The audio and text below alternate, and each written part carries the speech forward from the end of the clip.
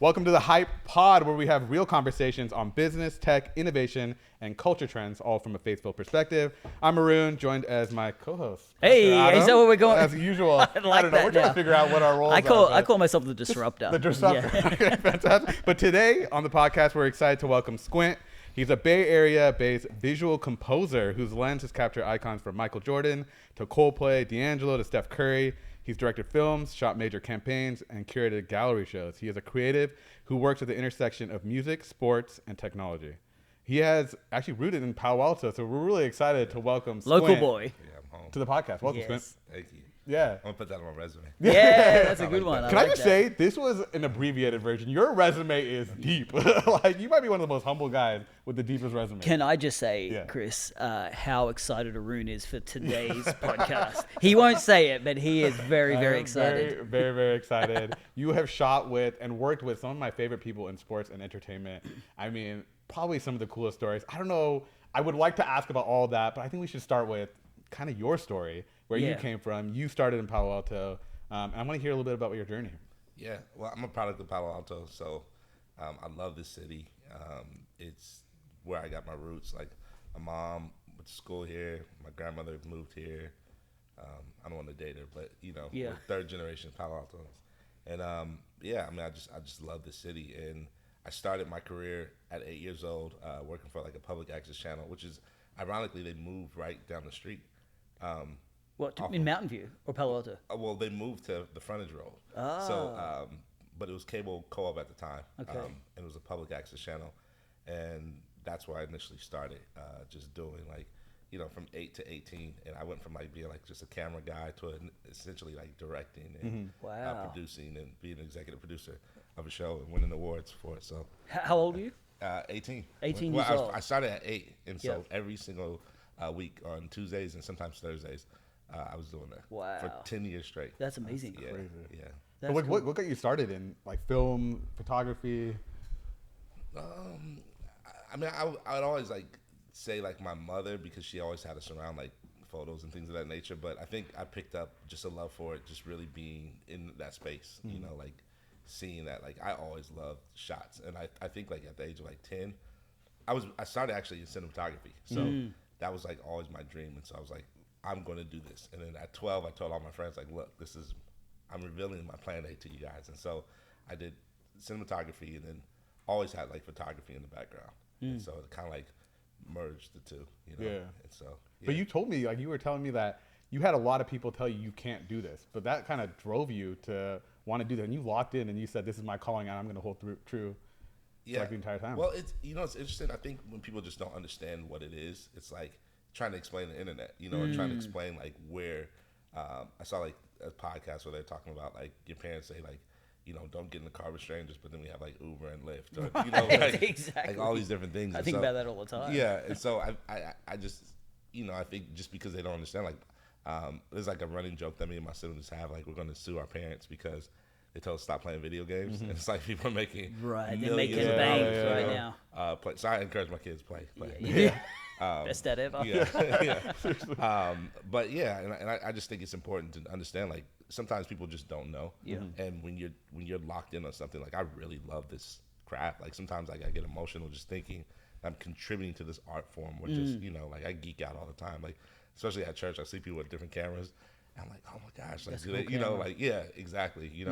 I'd pay attention. Yeah, I know, yeah. In between naps during the sermon. I'm just making yeah. sure they get the right shots. But it's always encouraging to just see like how far in advance like this craft has gone. How do you maintain, like, just a little sidebar, how do you maintain a passion for the craft, when it becomes a career? Because I think it's so easy to start out as a hobby or a passion, you love photography, but then, once it becomes a job and an everyday, it can easily become like, oh, this is a necessity. But how have you cultivated the passion for it to keep maybe even getting better at it? Because your photography's going to a whole new level even over the years. What do you do to curate that or even just enhance that? That's a good question. One thing that I do is like I just love it. Like, to be honest with you, I always treat it as if I were doing it for free. Right. Like I think having a family is why I take a check. Yeah. Because I really Oh, like. yeah, of course. Yeah, and needs and bills and Yep. life. Yep. But like I genuinely love capturing. And I just love. I mean, I wake up in the middle of the night. You know, like I have these bags under my eyes because I lose sleep. Of just, I really love this art form. Wow. You know, I love visuals. It's funny because like my friends started calling me like a visual composer because I do cinematography, I do photography, I direct films, I do branding. You know, like myself and Keone, like we do a lot of work. You know, like just concepts, design, whatever it may be. And just I think one of the reasons I keep passion is just constantly, just you know. I love it. Like, it's like, how can I get better? You know, I can see the growth in my work. I edit thousands of photos a day, and you know, I'm constantly pouring in to the craft. You know, whether it's certain films or certain educational like. Plus, it takes you some pretty cool places. Yeah, it does. It does. Yeah, you got to see some pretty cool things. Yeah. But before we get there, maybe I could ask, because I think people are going to see this podcast and be like, all right, his name's Squint. Right. Where does the term come? I know, but I think it'd be good for the listeners. I have a different reason to you. I always say because he's such a mystery. If you blink, you'll miss him. You know what I mean? But tell him, where's that nickname come from? I mean, it's very simple. My mom named me Khris, but she also named me Squint. So you know, I have these like Neanderthal brows. You know, and so just naturally like my eyes like drop, and so that's where it comes from. And then like I thought it was because like people thought because you're squinting through a camera. That's what I thought. It has nothing to do with that. I know, but it fits. I thought it fits. It has nothing to do with it. It never did. And then like as I, you know, and I always tried to separate the two, always. And as I got older, like I would go to like these massive business meetings, and they're like, "What's the name they call you? Like we're gonna call you that." And so it just stuck. And so you know, I've been fortunate to teach at the design school at Stanford. They call me Squint. Like you don't even know my real name. You know, that's cool. And but that's where it came from. And then as I got older, it's like I'm always focused. So you know, play on words, I love that. A squint is like to see focus in. You know, so I'm always blending the two. I love that. Okay. What was your first big break? I mean, you kind of got down this journey. You had this passion. There's obviously, you know, a thing that took you to that next level. What was that first big break for you? You guys don't do cutaways, do you? We can. No, because I have. Let's do a we cutaway. We're gonna Jayla. Hey, Jayla, our producer's here. Producer Jayla, she's gonna do a cutaway. Up level the podcast. No, we're gonna because do it. When I was in high school, like I was 14 years old, and I took like these shots of like these kids that were like homeless, and it was amazing shots. Wow. And I won a ton of awards from like the House of Representatives, like just all throughout the nation. Like I started winning all these awards for like these 2 awards, or these 2 images that I did. And people were like, there's no way in the world a 14-year-old kid did the shot. Like, so I had to like prove the negative. I had to like, whoa. And it had gotten crazy. I had all these awards from all over. But I was like, man, my career's over because, you know, you hear these like you peaked. Wonders, Peaked at 14. You know? So I hated that. Arun knows exactly what that feels like. And so that's essentially where like I got my break. And so, you know, like people are like, he's a child prodigy, like you're winning all these awards and all these opportunities. And then I started, I would produce other pieces and I still kept winning awards. And so, but with the awards or without, like I always had a love for like shooting certain people. And at 12, like I wrote like a list of people that I wanted to work with, you know? And I think that's... Who was on the list? The first person was like Nas, the artist Maxwell, Method Man, Michael Jordan, and Allen Iverson. So those are my top 5. Wow. Okay. Yeah. And at 12 years old. At 12. Well, I wrote it at 12, but I knew it before. Yeah. And it's interesting because like even like when I thought about those people, I was like, who's telling them about God? Like at 12 years old, like I was always thinking. I never thought that I was gonna like just shoot them and just like for the vanity reason. Like I was like, who's gonna tell them about God? Like, and so I always was mindful. Like when you meet this person, like you know. When you meet Eminem, what are you gonna say to him? You know, like I always thought those things, and so that was always been my approach. And so I've been fortunate to meet Michael Jordan 5 times, but shoot him 3 times, and that's crazy. That's crazy. And Allen Iverson, I finally finished that list this February. Yeah, last February. Oh wow. You know? Well, put us through that real-time encounter when you've got like someone on your vision board from 12 years old, and then that actually happens, and here you are. Meeting the person that you had a vision, like, do you have a plan in your mind of what you're going to say, and then do you stuff it up like the rest of us, or are you just like super cool? Not honestly, like I never get starstruck, like very rare. Now Coldplay was crazy. Like Really? Coldplay was the one. I didn't meet them, but I shot them. Right. And that was crazy. Yeah. That was before all the little. Yeah. Before the recent. Right before it. It was you. Squint was behind the camera. He's the one that got He's him. on the kiss cam. Yeah. Yes. But I mean, that was Doing the such Lord's work. Yeah. It's such an amazing like experience. But like like sometimes like I know like Michael Jordan is just a polarizing person. Right. Like just.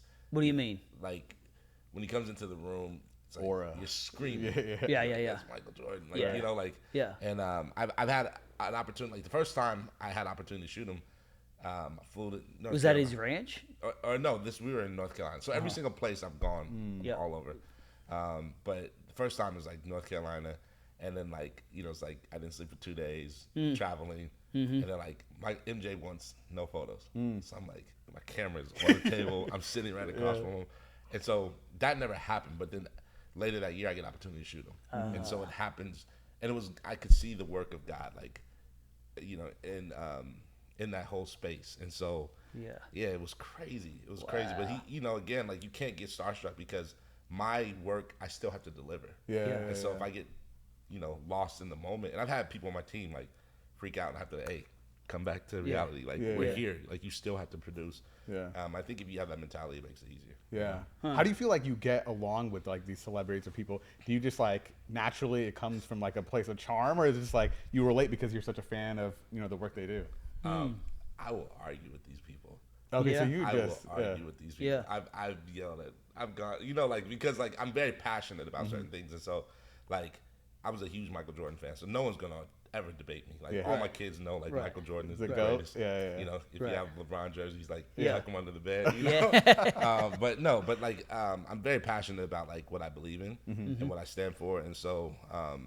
And then it's like the mission, like why are we here? I always ask my team, like why are you here? Like know why you're here. And so, I don't think you have time to get starstruck. I like that. I mean, there have been people I've been like enamored with, like wow, that's such and such, But for the most part, it's like you understand like why you're here, and there's a distinction in the work that you have. I want to make sure I still get the shots and able to.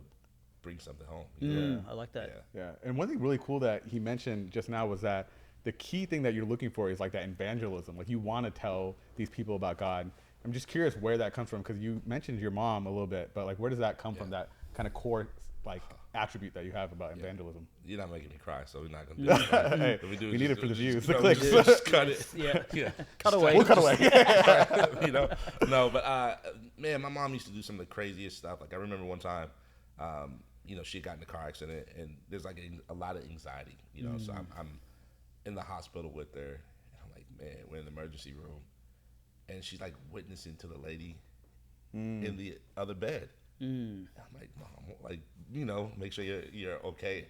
And then she gets up, and she's like, okay, we're gone. Like I'm here for this reason. Wow. And so she would always have opportunities like that, and so my mom always like shaped that light. I mean, she's the one who like actually led me to God. And so at a young age, and so I always loved that approach. And so over time, like I handle rejection very well, like very well. So when people would ask me about, you evangelize or you try to tell people about God, it just I take a no as like, oh yeah, okay, cool. Like I'm gonna see, like I'm gonna pray for you. I'm gonna, like, and so I understand the purpose. And sometimes a no doesn't necessarily mean a no. It's just. You don't know where the stance of their life may be. Yeah. So Where did that come from? Because Squint, you're probably the kindest person I've ever met. how far from it? It depends on who you're asking. Okay. You haven't seen me on the basketball court. So Right. Yeah. But I mean, where does that come from? From my perspective, you're always kind. You think of others, and you're humble. I think humble is probably even a better word than kind. Where did that come from? I think sometimes people see the shyness as humble because I'm always. You think you're shy? I am in certain circles. Like I know how to play the room, of course, but like, Sure. I'm always observing. Like my mind is always spinning a million miles. I'm constantly thinking, and like, even just seeing that place of being mindful and thoughtful. Like my mom, I'm the oldest of four, so my mom would always say this crazy scripture. She's like, "Let nothing be done through strife and vainglory." You know, like Philippians 2, where it talks about like selfish Pentecostal ambition. mom. Yeah, right. I'm like, Mom, I don't want to hear this. But it's like as you get older, you're just like always being mindful of others. Yeah. Like go above and beyond, because sometimes you never know who's watching. True. You never know who's watching. And my mom, you would always instill that in me. So, unfortunately, in life, I could never get in trouble. Like, or I would get in trouble because I'm in places I shouldn't have been. I could never do wrong when I wanted to. So I always was mindful, like, dang, like, you know, people like, oh, you're such and such a son, or you're this, or, you know, and I'm like, dang, you know. And so I think that always made me be aware of my surroundings and just how I carry myself. And I'm not a good liar. Like, I'm not a good liar. Like, so What a great attribute. You know, I suck at lying. no, but it's like, so what you see is what you get. So, you know, like I have to live beyond, you know, what you see.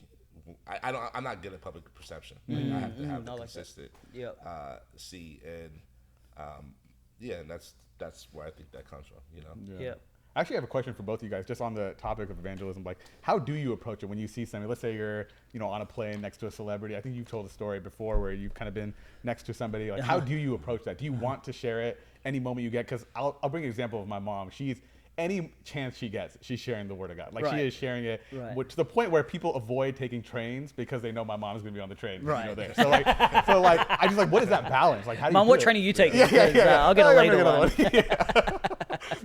But yeah, I'm just curious. Like, what is your approach with it? Like, I always think I disappoint people, like especially as a pastor, because they're like, oh, you must be just like an evangelism machine. But a lot of the time on my commute, if it's a flight, I'm not talking to nobody. I have a gift for being able to get from an airport all the way through an airport, a flight, without talking to a single soul.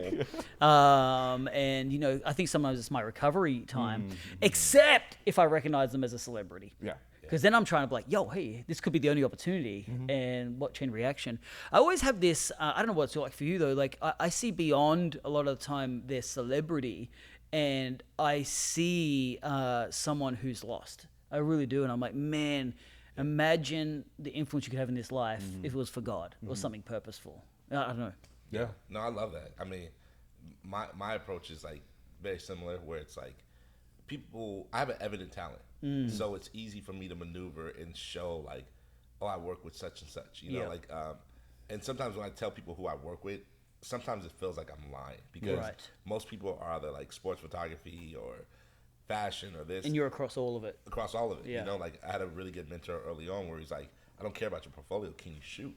I throw you in any scenario, can you shoot? So totally. It's like, and I like to gravitate to more like commercial but also documentary stuff. So it's easy for when I see people, it's like, oh, I've worked with such and such, or can I show you some of my work? And I'm like, oh my goodness. And then it builds a relationship. So some of my favorite photographers have always been like so close with people that they become like godfathers to the children. Whether it's like Gordon Parks, like a Malcolm X, or you know, you see like this trusted bond there. You know, like we actually make really good friends because we see the truth of you and are able to cater. So I'm constantly in perspective mode. Like, and I'm gonna reveal my secret power now. Let's go. I like to use this gift. Like I pray this every single time I shoot, where it's like, God, let men see the good works of me, but they glorify you. Yeah, beautiful. So let there be a distinction. So it's different for me having that ambitious, like, oh, there's someone famous, let me work with them. Right. It's like, no, let me work with them because there's maybe a purpose or a light in my life that can help bring them back to you. You know? And so, and I'm not afraid to, like, I don't want to say I'll die for this because I will, but like, this is my all, and this is the reason why I do this. Actually, talk about that a little bit more, because you mentioned that a lot of your clientele has been like word of mouth, like bought by reference. It's not like you don't have a manager or an agent that's been out there scouring people, getting them to like come see you. It's like people come find you because of the work you've done. Talk a little bit about that and how that you've been successful in the area. I mean, I think it's just a good rapport. You know, like good. I think that speaks volumes. Good. I think sometimes we forget the importance of that.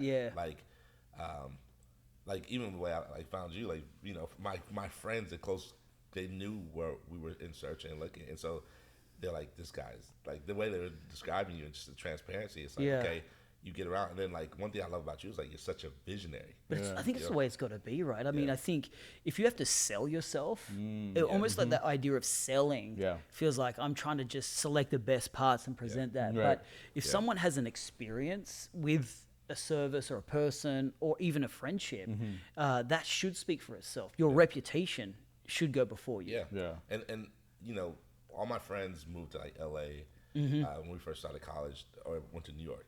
I was like, I'm gonna stay here because I was like, this is home. I love it, and I was like, I feel like if I build a name for myself here, and do great work, people will consider you. And so it's gotten to a point where it's like I've been considered for some of the craziest stuff. You know, like I said, like when I had an agent and I had management, like I was always like 10 steps ahead of them. You know, they were asking me to like, I'm like, can you introduce me to somebody? You know, like, and so hang on, am I paying you? Or you paying me? It didn't make any sense, but I think that's key. Is like when you think about the rapport, you know, the friendship and things like that, and I think. It's not like I'm doing it to manipulate people, but I genuinely want the best for people. So I'm constantly always finding ways to serve people. Like whenever people come here, I'm constantly giving gifts. Like whether it's prints or you know, clothes, whatever. I just love the fact that you come to my land. Like let me give you something of just gratitude, and I don't want anything for it. Like you know, just being mindful. Sometimes you're like, man, you always give them gifts. You know, like you know, so it's just being mindful of that. You know, what are some of the talk about that, the projects that you're working on that excite you? I got a couple like documentaries and films that I've been working on. Okay. You know, which I'm really excited about. When you say films, you're talking short films? Full length. Whoa, full length films. Yeah. So like I've been like writing biographies. Not necessarily, but like, well, kind of, I guess, but like more of like a bunch of different stories compiled and developing these characters. But but documentaries, like that's always my key.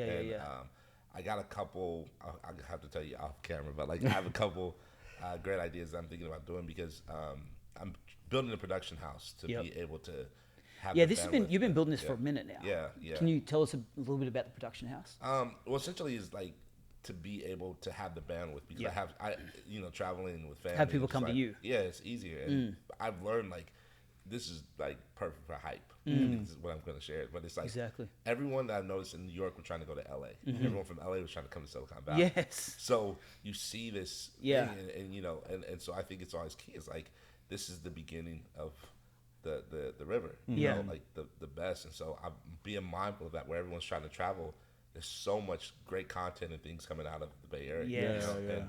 100%. You know, and I think the best of the best come out of Amen. the Bay Area. Amen. You know? I agree. You know? Yeah. So true. All right, so building a production house, and you're doing some pretty good projects right now. I'm itching to get to what's on the table. I don't know about you. I feel like we should just get to it. Just go for it. Get because to it. we've got in front of us, and Exclusive. this is exclusive. We've got two things. Which one you want to talk? Creative Hustle first? Well, I mean, people know about the Creative Hustle. Yeah. Like, it's one of the bigger books sold out at Stanford, which I'm excited about. Yeah. I think it's year 3, and so...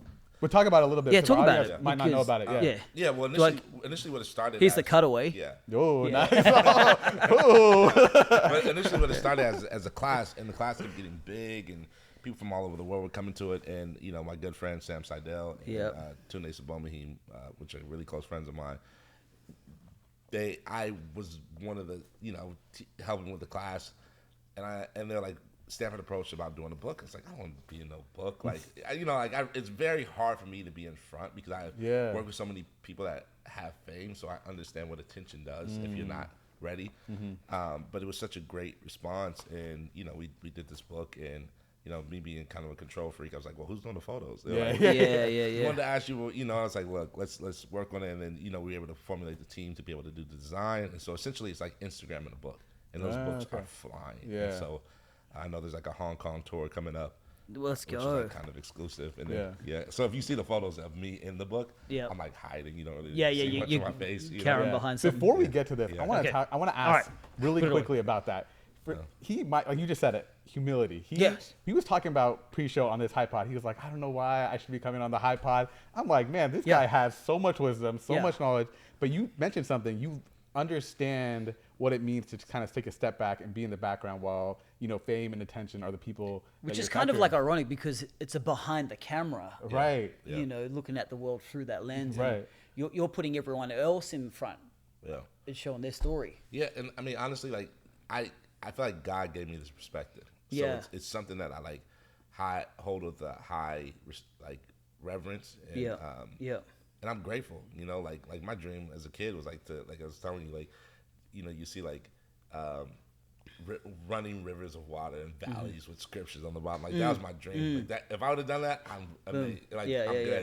So to be in this space where I'm going beyond that, and challenging, it's incredible. I've done like music videos. I've been able to work with like Lecrae and a lot of people from Reach. Like that's like hip hop and visuals is just incredible. You know? And documentaries and stories and athletes. Like I never would imagine. It was never on my dream to work to the degree that I have been. You know.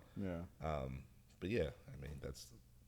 So let's jump from Creative Hustle to this brand new book that's coming out. You've been spending a minute on this, and you handed it to me earlier, and instantly I'm like, this is a book. This is like a legit encyclopedia. You remember when they used to come door to door? You're not old enough for that probably, but and they'd have a stack. But this is legit an encyclopedia. How long have you been working on this project? Well, I've been fortunate to work with Steph's team. Shot Ready. Yeah, Shot Ready for it's been some time, over 5 years, How long have you been working with Steph? On and off since rookie year, but 2012. I don't know the number. Yeah. And how did you get connected to Steph? Ironically, I think through like Lecrae. Okay, cool. Yeah. So we were, at a show, and I don't know if it's 2012, by the way. Yeah. I didn't know that because that was the year we arrived here in the Bay Area. Well, whenever he came into the league, like he was, 8 maybe. Yeah. I don't know. Yeah, it might be. I mean, you have I don't kids know every what day. I should know this. Hang on, 2008. Yeah, I feel like. Okay. Oh no, probably 9. 9, 10, maybe. I don't know. He's in year 15, so you do the math. I don't know, but he was off the bench when I arrived. 2010. Remember, 2010. and Jeremy 2010. Lin was starter. So that's when you were here. I Monte arrived. Ellis? My first ever Warriors game was Jeremy Lin was starter. Wow. Steph came off the bench. I was just like, yo, look at this guy just dropping shots from everywhere. And then you had Linsanity. Yeah. And then Wasn't it Monte Ellis that was ahead of him? Could be. Maybe it was. I don't know. It was Monte. Yeah. It was Monte. You're going to get me in trouble. That's on some other stuff, But no, but I saw you on the parade. Like, he was in the parade. Like, so you got to tell him the story. What? You were in the parade? 2 of them, right? You were in 2 parades? No. This is the funniest story. Oh, man. So Squint's shooting the parade, and I'm he's on the like, float, and I look down, and I see in the, like, mind you, like, it's like 1 million people. It's, like, insane. Right. And I look down, and I see Pastor Adam, like, oh. So- And so I had, it was so, like. it's so funny. Yeah, I was, on that time, I was on the float with Draymond. Yeah. So I had them stop the bus. That's And right. No way. Yes. So Draymond- And he comes out and daps Draymond me up. comes out. I was like, yo, we got to get out. Comes out. So he comes out, Yeah. And then I see him, and it was like so dope. Just It like, was and funny. it was amazing. I mean, it's 1 million people. Yeah, Just, yeah. So I'm there. This is a funny story. Yeah. We used to have a news reporter in our church. And so he's like, hey, I'm going to report on the parade. Yeah. I've got extra passes. You want to come? I'm like, yeah, for sure. So we drive up to Oakland, and I get the pass. I'm like, see ya. And I just go walking No, but around. those are like passes. Oh, no, you they're were. passes. This is like all access pass. Okay, It's yeah. Fort Knox, so it's impossible for you. So the fact, I'm like, Yeah. I look down, like he's in the.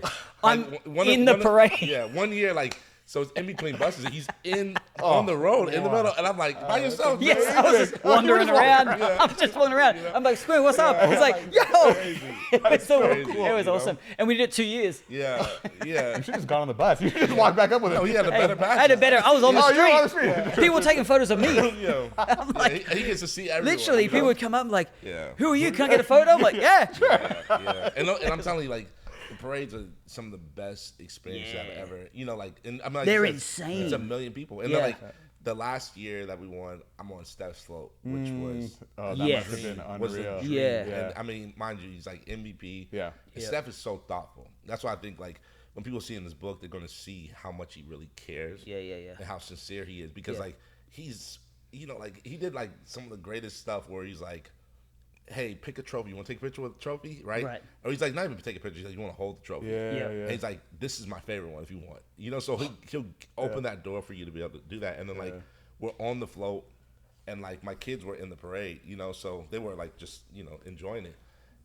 And so it's like the parade's like almost over, and I'm like, man, I didn't see my kids, and I passed them. It's like I said, it's 1 million people. It's a ton of folks, and it's weird like how I hear daddy, Right. amongst all those people. Yeah. And they're like in the corner, and I see them, and so I point to Steph, and Steph points to them, and shows them love. Yeah. And like that was the craziest thing. I was like, wow, no matter how loud Yeah, the you can surrounding is, still I hear it. heard my kid's voice. Wow. And it wasn't like they were like right there. Like Right. I could hear them. I think I could preach you know? that. Yeah, that's insane. I could preach that. Yeah, definitely. Yeah. Can you please? Oh man, I could preach that. Daddy hears your voice amidst the chaos. Ooh. You know. That'll preach. That'll preach. Yeah. Father, not Daddy God. Yeah, but anyway, yeah. hey, but Yeah. I love this because this is on. You're on the cover. Yeah, or the back, yeah. The back cover's still a cover. Yeah, You know, yeah. and there you are. What a Nah. great shot. What a great, Yeah. I think, illustrative shot. And did Steph choose this shot? For the I'm cover? not sure yet. Okay. I would imagine so. I mean, Has Steph seen the final product? oh yeah. Okay. Yeah. For sure. He's got books and videos and Yeah, everything, you know, but yeah. he's- What was the purpose of the book? Sorry if we didn't Yeah. already explain. Yeah, What was so- the purpose of the book? I want to get back to the shot. Yeah, so really. what, so what shot That. really is it's him sharing about like just preparation. You know, like Okay. there's so much that Yeah, goes yeah, into yeah. his shots and so much that goes into like what he does. Like Mm. it's insane. Like I've seen Steph do like an astronomical amount of shots. Shots, I don't know yeah, if that's yeah. proper term, but Yeah. and look, if I get like 15 shots in a row on my resume, I'm putting that on my Yeah, on resume. resume, Like I'm yeah. introducing Yeah. like, hi, I'm Squint. I did 15. Yeah. We'll change it. Yeah. Yeah, yeah. 100%. And he It's my does bio. it. Yeah, exactly. But I've seen him go crazy, and his internal discipline is insane. Yeah. It's like something I've never seen, you know. And for me, I'm like, oh man, you did it, and he's mad, Right. Yeah. But you could see like no one's gonna like he pushes himself leaps and bounds. Yep. And I think Yep. and the stuff that you read in this book is gonna be insane because for me, it's like everyone's always telling you like, you know, shoot for the basket and shoot for this. Like Steph looks like pinpoints an area on the rim on where he shoots. And when we get to heaven, I'm gonna ask God, like, come on, like Yeah. really, like, Yeah. why he? Shoots, I'm in the vicinity. Yeah, like- yeah, at best. I mean, he shoots yeah, I've he's hitting seen him target, shoot, like, bullseye. behind the back and it Yeah, goes in. It's yeah. like, come on, like Yeah. that's unheard of. you Yeah. know? Yeah. But he's such a humble champion, and That's good. You know, it's definitely like one of my greatest joys to be a part of his journey. I'm glad that he allowed me to do it. You know? Yeah. Yeah. I love that. Is that? Would you say Steph? Outside of Steph, who have you enjoyed working with as a personality? Man, it depends. I mean, there's like a lot of folks. You know what? If I were to pinpoint, like, Because they're good people. you know what it is? Like most of my people that I've worked with are ongoing. So Yeah, whether yeah. It's like, you know, having the Because you got a real relationship. This isn't just a work It's transaction. not exactly. So, like, you know, recently I've reconnected with like the artist Raphael Sadiq, who I love working with. I mean, he's the kind of person that's just gonna give it his all. You know, comes from a gospel background. DeAngelo, Lecrae. I mean, I love Yeah. working with Yeah, Lecrae. yeah. I would probably credit a lot of the success because of Lecrae just opening doors, just Oh, right. without even Nice. asking, just our friendship. You know, Yeah. our depth of there, and just in proximity. You know, like, you know, he's always looking. He's a person that's always giving beyond what people see. You know, yeah, and you know, I mean, it's the usual suspects. You know, I love working with Marshawn. Marshawn is Yeah. the best. Like, Yeah. I'm sorry, like Probably one of the funniest guys I've ever hilarious, seen. Like, hilarious. And genuinely. he's such a global icon. That people He's a understand. brand. Yeah, and he's a nut. He's Yeah, crazy. yeah, yeah. He's crazy. But I, you know, like, Be you like that. yeah, but I love working with him. One of the coolest parts about him is he stays true to himself. He Oh, he's doesn't like- change They for don't care. anybody. No media Yeah. outlet will change him. He's like, care. I'm going to do it the way I'm going Oh, to do yeah, it. yeah. And I love that about him. Is he like of faith as well? Like, or have you spoken to him about No, faith? we've been talking to him though. But Yeah, we yeah. did have a conversation. I was like, Marshawn, like, you got all these people that are of the faith, like, Yeah. that are around you from like his whole team, and Right. you know, like his roommate was Justin Forsett. Yeah, you know, yeah, who's yeah, a yeah. big believer, and but he's like, you know, but that's why I can't rock with Christians because all these fakeness. And I was like, look, Whoa. and I had to tell him, I was like, look, and as I'm talking, we're on the streets of Oakland. And I'm like, look, there's a dude wearing a Marshawn Lynch jersey. Don't make him Marshawn Lynch. Yeah. You know, and so I think a lot of times people forget that. It's like, That's good. Oh, I could you preach know, that. That's you good. but I probably yeah, will. Yeah. But again, you know, it's like one of those things that you start to recognize, like, man, like, just because people play the part or have the name doesn't necessarily mean that. And so for me, like, I want to be mindful of that. You know, like, good. I discipline myself being the oldest, that my siblings could follow in their likeness. You know, so I was, and I had like a temper. You know, like this is before Christ, but you know. When you were 6. Yeah. Okay, a little bit later. I Okay. don't know, you know, but one of the reasons why I got into shooting cameras because I had to the urge to shoot something else. So, but Hey, them Palo Alto streets. but shot ready, shot ready. Always shot ready. But it's just interesting when you think about that, like being mindful of that, and so I try to carry myself in a way, not like I feel like I owe it to anybody, but there's a level of gratitude because I'm not supposed to be here.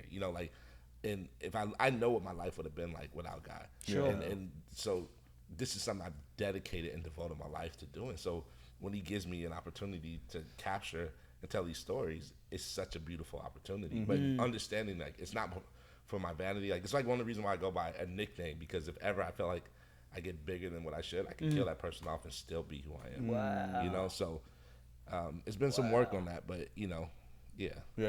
Wow. I want to talk about this because we often talk about identity and like the identity crisis that's happening in this like generation, right? With like all the advent of like AI, generation AI, like generative AI, social media. It's like, who am I? Like, who am I really? And people that are outside of the faith don't have like a foundation to kind of grasp onto.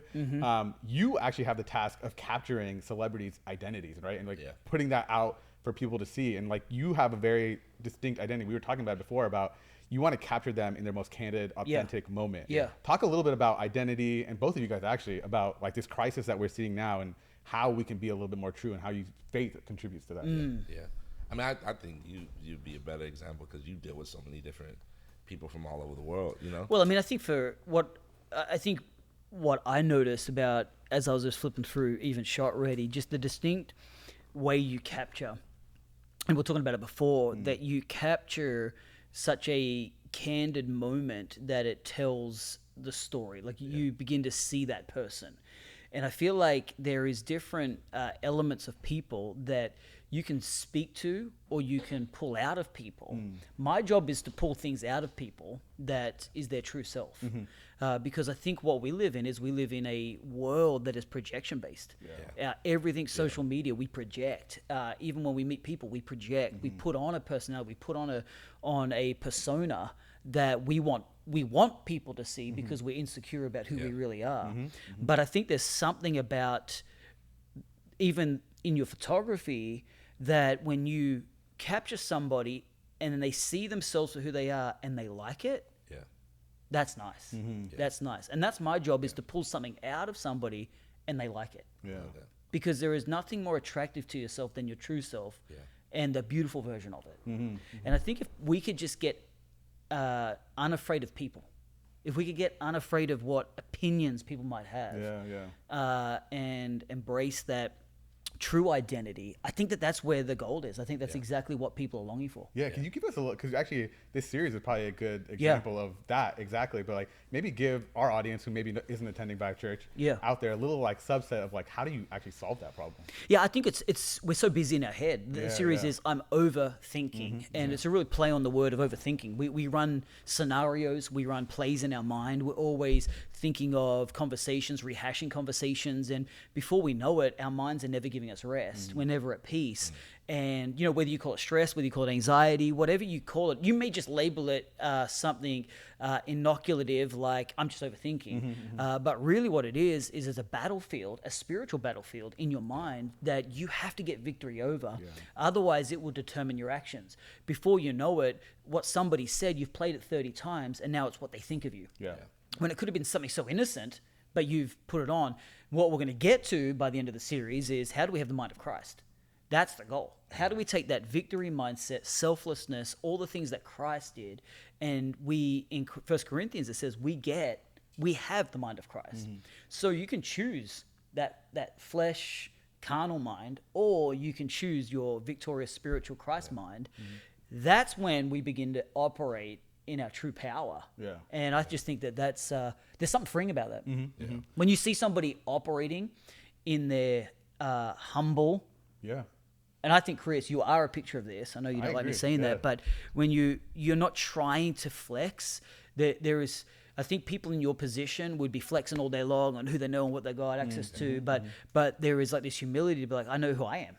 And so I don't need to flex that. But I get the sense of that from you too. When I first met you, like a person that knows who you are, so it's like, I like your commitment to your team, like because like even when I started working with Steph, and I was a Michael Jordan. I am a Michael Jordan fan, a Bulls fan, you know, and like I remember back in the days, like you can get. They used to try to give away Warriors tickets. Right. It wasn't, you know, so I saw the change from when it went to like then We Believe and all these different fans. So you could tell certain fans are like genuine fans. Yeah, for sure. And then you have like supporters, you know. Yeah.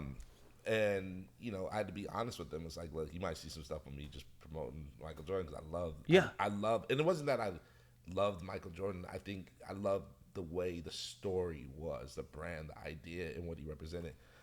And as a young kid, I knew my favorite shoes were like the Jordan ones, red and black, you know? Yeah, yeah. Which like I wear constantly. I'm not wearing them today, but I wear them. It's my favorite shoes. Yeah. But I knew at an early age who I was. So you live a little different when you know who you are. Yeah. And I feel that same way. It's like you know what your purpose to do. Like I remember like I think it was like last year we were talking. I was like, man. Like I'm ready to sit down. Like, did you ever imagine this? You like I thought bigger. Yeah. I was like, yo, hold on. Like I'm trying to like catch up to this vision, and you know, it's like we just won a championship, and you're like, nah, we thought bigger. Like if this is it, we failed. And I love that because it's like you know what you're called for, and it's like that same internal discipline of knowing, I'm here to change a city. Some people are here to just change a few people around. That's fine. Nothing wrong with that. And I think if you're called to that, go wholeheartedly. But I feel like once you sow seeds, like it changes the world, and I love that approach. I had a lot of this comes back to when we got sent here. When I say sent, there was a guy who was a businessman, one of the only guys that really supported us. I remember the day we left, the day before we're flying out from Australia to come here. He met me and he put like it was like a handshake with cash in it. I don't know what it was, like maybe $1,600 or something at the time. Because he's like, hey, when you get there, I just don't want you to have to worry about money, and just first meals are on me, that kind of stuff. And then he said, but just remember, people can't afford you. And it took me so long to unpack what that sentence meant, and I didn't realize it until people tried to buy me. They tried to buy me, and I got a disdain for people trying to, and I think my frustration, I think in ministry, is pastors generally can be bought so cheaply. You know, it's like you get these apps or these products, and they'll get a pastor a steak dinner, and all of a sudden that pastor acts like he's never had a steak before in his life. It's like, wow, you're so generous. No, that's all got strings attached to it, bro. And you get to see, you can't afford you. What you get paid and what you make as a church planner is not your worth. They can't afford you, but you're humbly going to do it for this because, your family need to provide, but your worth is in heaven. And so there's been an unveiling of that over the last, 14 years now, of really unpacking your worth as not in what people do or how many people are coming or what stage you're at. But my value's in heaven. Yeah. Please talk about this. I was just gonna say, like, it's funny because like I've been in business since 2008. Yep. So when you're an entrepreneur and you know living off of your craft, there's some ups and downs, but the key thing is you can't be bought. Exactly. Money hits different when you can't be bought. So it's like, you know, like I'll do things. It's funny, like. And you'll say no to stuff. Oh, a lot. You've told me some of the stuff you've said no to, and I'm like, you sure? A lot. Yeah, you know, a lot. You know, and like I'm at like I think like. I'm at over almost 16. I'm at 15 million that I walked away from. You know, just over cumulative time. Like I know some of the things. And it's weird because it's like you think from an outside standpoint, like, man. But when you see what's behind that, and sometimes there's strings, it's not worth it. You know, and I've seen the outcome of that. You know what I'm saying? So when that money runs out, it's like. So how would you coach somebody who, you know, they're starting a career, they've got these opportunities coming? Because sometimes when you're desperate, that causes you to think twice. But how can you coach them out going, hey, think about the future. Think about, because money's going to come. I mean, look, we all have the ability to gain the whole world and lose our soul. Dang. So if you look at that, like, what's the whole world worth? If you really put it to a number. You know, like I know Kanye was talking about it's a couple billion. Like, Kanye, come on, you don't understand. Like, there's so many priceless opportunities on this earth. But essentially, when you think about like, why am I doing stuff? Like, so for example, like, you know, like most of my staff or the team that work with me, I've known them since they were teenagers. You know, like my EA, like I know her mom since I was in 7th grade, and she was born to be like, she's just on that. I trust her, and you know, like my team is like very solid, but it's like we're purposed to work together, you know. And so it's like, I think if you're mindful of that, like you look for, like, you can't put if something holds so much value to me that's priceless, you offering me money is an insult. And so like when I'm using my gift, good. Like that's good. You know, I have to be mindful of, why am I doing this? Who am I doing this for? So, you know, like I just shot a good friend of mine, her daughter had a prom. And, you know, like, she's like, dang, you're a world-class photographer shooting, you know, my daughter's prom. But it's like, no, like, your daughter, if we can't benefit the first fruit, what's the purpose? Now, and that is not like a charge for people to start asking me to shoot proms. You know, like, you know, like it's certain things I don't do, you know, but it's a meaningful thing. And it's like, you know, I want to see you to know, like, there's value while you were doing this, you know, and I have a good rapport with your family. I've got an epic moment in my memory with you, and you weren't on the camera, your son was. And he was shooting. Yeah, so you trying to get me, like, he was shooting, and you were just sitting back watching him get a love for the craft, and he was getting some good shots too. So it kind of just runs in the family. The people, Tiger, when he got engaged. Oh, yeah, it was crazy. Yeah, you know, a couple of like, amens ago. Yeah, they're like giving me like, oh man, I was like, no, my son. Yeah. But I mean, that was such a beautiful thing, because I never like forced anything on my kids. Like, I understand like what I'm called to do is what I'm called to do. You know, but I think the beauty is, it's like, it does mean something where it's like what he wants to shoot. Yes. And where we are. You know, like when we were in Rome, like they both took a massive love into photography at like 2 and 4 years old, or 3 or 4. And so, you know, and then the younger they get, they just love it even more, you know, but I don't push it on them, you know. Like, but it's funny because like people are like, man, you know, this is $7,000 camera you give it to your kids. It's like, it's just material. Right. Exactly. You know, like if I value that more than them, they're going to be afraid to use the product. You know, and so even when I'm shooting, like there's so many people that I've met by just giving them a $20,000, $30,000 camera. Oh, you want to see it? Here, check it out. Tell me your thoughts. And they're like, what are you doing? Like, I'm scared to touch this. And it's like, no, because it's only a tool.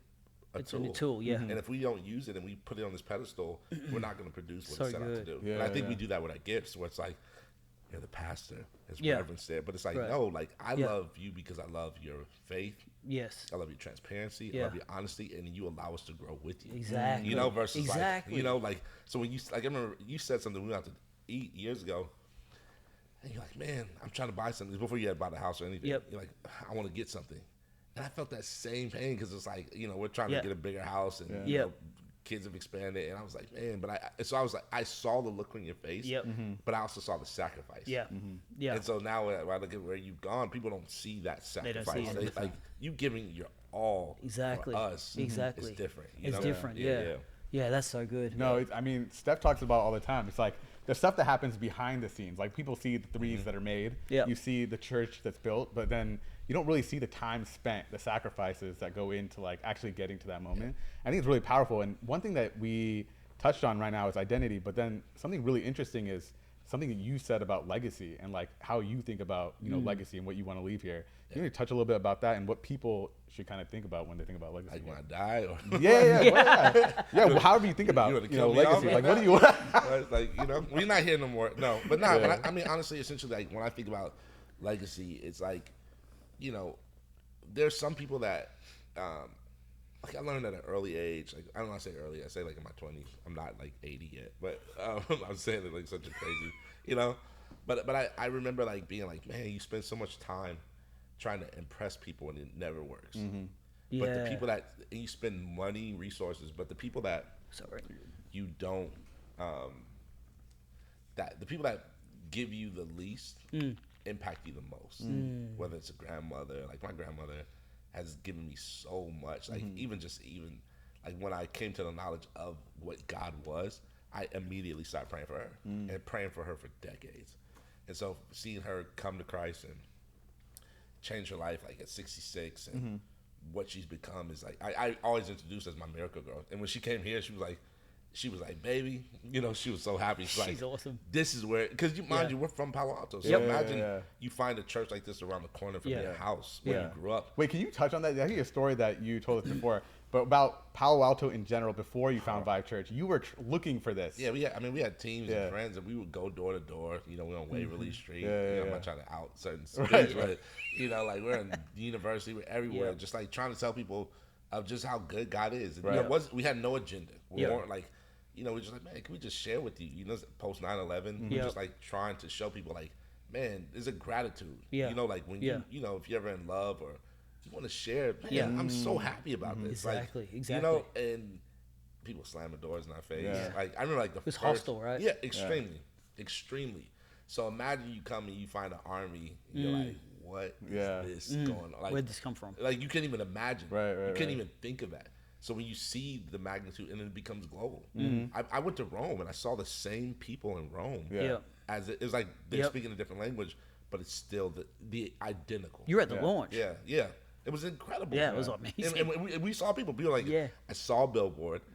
I got a photo with your camera. Absolutely. You got that shot? Absolutely. Yeah. People getting baptized. Like, but that was amazing. Some people, like, I was on the train. I saw that, and I came here. I haven't been in church in years. You know, so you're seeing, like, dang, the global impact of, like, sacrificing. And that was such a big thing, you know? And so being a product from here, it just means so much. You know? Isn't it crazy to hear? I don't know. When I heard that, I was just like, there was work being done here already. There was like work in parallel, like attempting to do this certain thing. And your yes from across the sea led to this whole movement here. I don't know. Sometimes it's just like things you don't even know how they can connect. But it's very, it's like, very humbling when you do the step of faith, okay, and this is when you're stepping out into business, when you're starting a career, starting a church. The step of faith is so uncertain. It's wrapped in fear. It's literally wrapped in fear. You have to take the layers of fear off to get to what could possibly happen. Because there is a statement, what if the bad things happen? Cool. What if they don't? What if the good stuff happens? And the fear wanted to grip me on the flight to say, oh man, you've wrecked everything. But then the Holy Spirit said, on the other side of your yes will be many, many, many, many yeses. So my yes is really just one yes. Everyone has a yes. Or they have a no. And that's up to them. But God uses the yes, who are going to partner with it. And you don't just do one yes, you do many yeses. So every step is a yes. And if you can keep saying yes to God and no to the devil and no to pressures and no to fear, and give your yes to God, things will happen that blow your mind. Now, I mean, he makes me sound awesome, but there are moments I look around and go, holy crap, like, God, what have you done? This is amazing. But it's always balanced around the big picture of what I think God's got for us in the future. Oh my gosh, like I even being a part of this church, like, it's been so crazy because, like, we had our neighbor that you know, my dad had passed, but he had a stroke, and so we had a neighbor. My dad was still alive, but he had suffered a stroke, and so our neighbor had suffered a stroke, and so my mom was always praying. My mom was like, people love, and she made good cookies. So like, there's something about making good cookies and passing them out. And she could cook, you know. Like her cornbread when we show up to Thanksgiving, or apple or sweet potato pie. People would steal them. Oh, let me take it in the house and put it in the car. So that's, you know, baking. There's a ministry in baking. But my mom would always pray for him, and they had like this little baby that was always out with a diaper, right? Like, just, so we call it baby. I don't even know the baby's name, right? And they had a family, and my mom would always pray, but they were Russian. They didn't speak any English. My mom would always pray for him, and she prayed for like our neighbors next door. She prayed for them.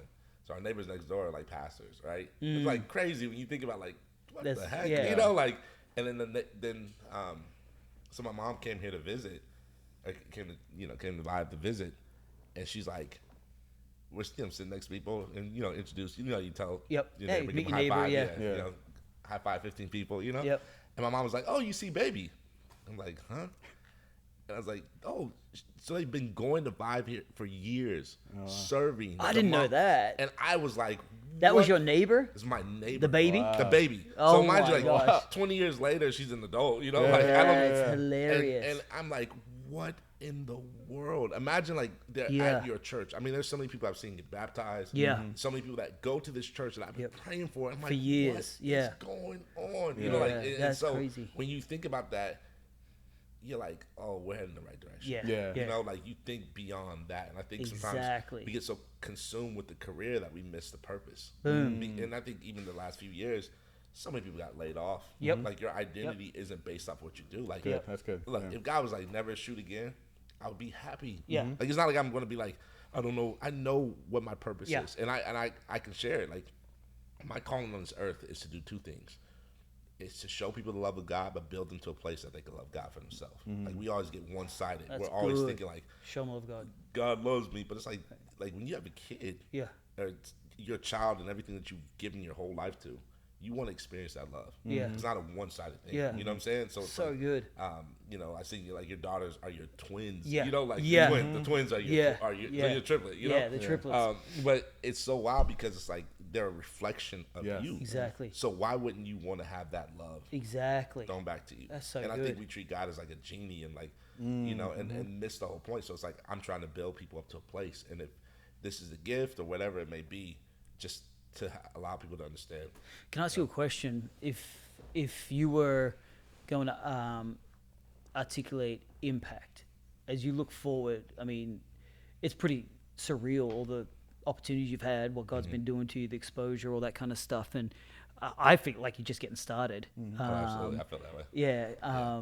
But what does impact mean for you? What does that look like? For me, like, I think it's even like the way that we intake certain things. You know, like back in the day, like, you know, when people fall short, they'd be like, you know, I fell short of transgressions, and you never knew like what were you struggling with? What are the things that you're dealing with? Or, you know, we always say read your Bible, but it's like, what does it look like?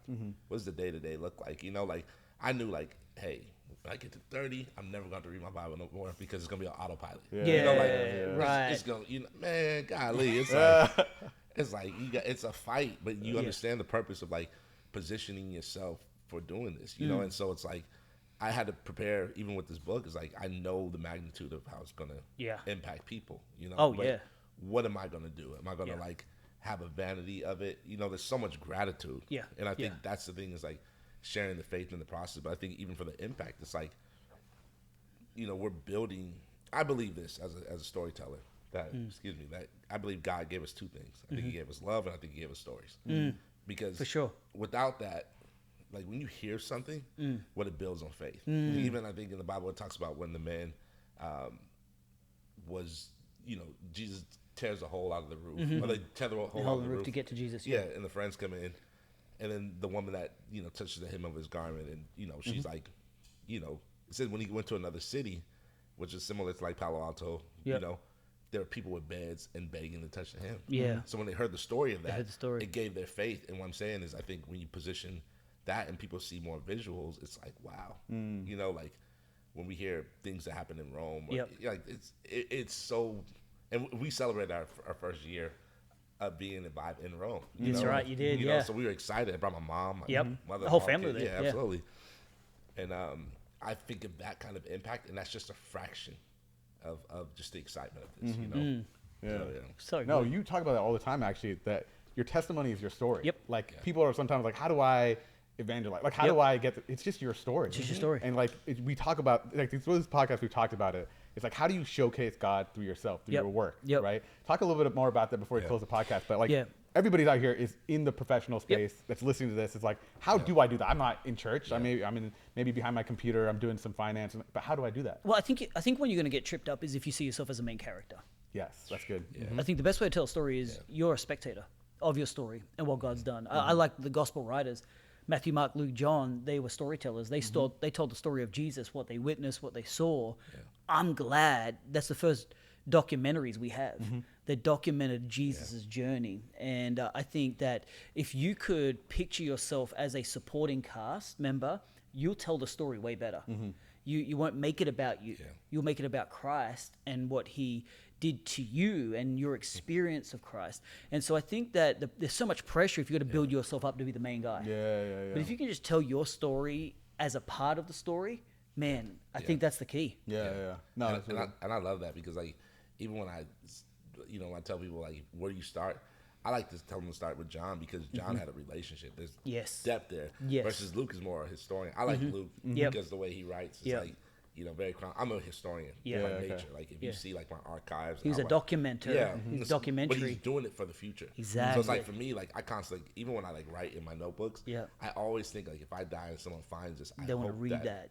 But I hope that I'm giving them something that they're like, oh wow, look at the detail that he took. That's even, good. Like, or even my archives. I mean, I have millions of photos and hard drives and videos and certain things, and so I'm not done with categorizing them, but it's so much that I hope that people can see that. And I think even from when you study, you see like, dang, John loved him this way. Mark is like a extra, read all about it kind of thing. Matthew, you see these different levels of how they were able to share the gospel, and it makes it more personal. You know what I'm saying? So it's like, it's so good. Like you're a dad, but you're also a husband. You're also a friend. So there are different hats that you wear, but other people want to tell stories of what you mean to them. And I think that open letter of impact, I think it's the same thing. Exactly. Oh, that's really good. I think this was a fascinating episode. This is awesome. It's making it so hard for me to hold back and just ask you a lot more about sports. But I feel like it was a really, really, really, really good educational. I'm very proud of you, Thank you so much.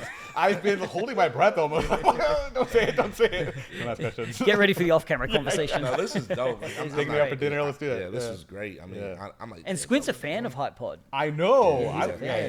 We were like, who's listening to Hype?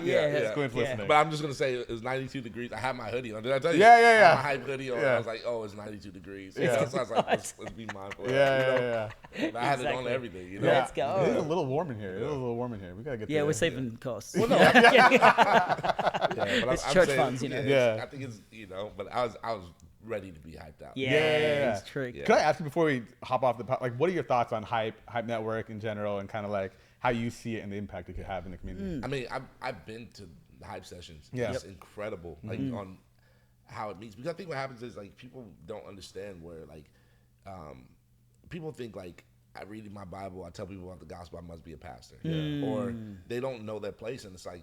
I know I'm not called to be a pastor. Like don't try to set me up. I'm telling you, Still time.